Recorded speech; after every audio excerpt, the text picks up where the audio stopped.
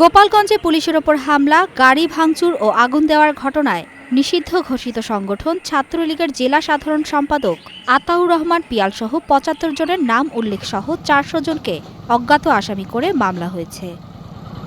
শুক্রবার সকালে সদর থানা পুলিশ পরিদর্শক আহম্মদ আলী বাদী হয়ে সন্ত্রাস বিরোধী আইনে সদর থানায় মামলাটি দায়ের করেন। এর আগে গত ২ দিনে অন্তত ৪৫ জনকে আটক করেছে যৌথ বাহিনী। সংঘর্ষের ঘটনায় উৎকণ্ঠার কথা জানিয়েছেন জেলার অনেকে। কারফিউ জারির শহরে বের হয়েছে সাধারণ মানুষ, তবে পেটের তাগিদে বের হওয়া দিনমজুরদের সংখ্যাটাই ছিল বেশি।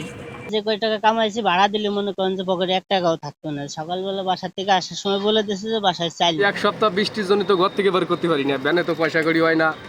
এখন এই যে ২-৩ দিন হচ্ছে এই যে কার্ফু চলতেছে, গ্যাঞ্জাম ভাঙা চলতেছে, কিন্তু আমাকে তো বাড়ি বাজার ঘাট নাই। এদিকে সংঘর্ষে নিহতের সংখ্যা ৫ জন হয়েছে। আইন শৃঙ্খলা পরিস্থিতি ঠিক রাখতে জেলা জুড়ে টহল দিয়েছে আইন শৃঙ্খলা রক্ষাকারী বাহিনী। গোপালগঞ্জের মানুষ খুবই শান্তিপ্রিয় এবং আইন শৃঙ্খলার প্রতি তারা শ্রদ্ধাশীল।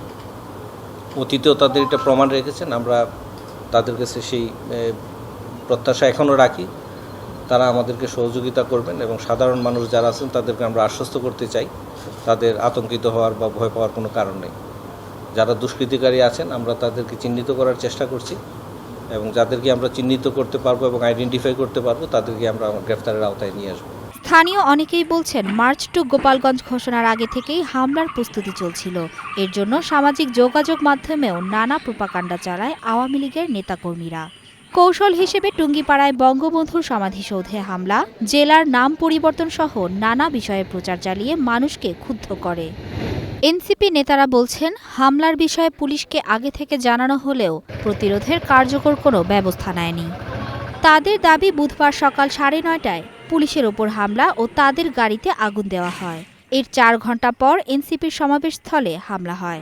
মাঝে ৪ ঘণ্টা সময়েও পার্শ্ববর্তী মাদারীপুর সহ আশেপাশের এলাকা থেকে বাড়তি পুলিশ সদস্য আনার সুযোগ ছিল প্রশাসনের। Mithila Anjum, star news.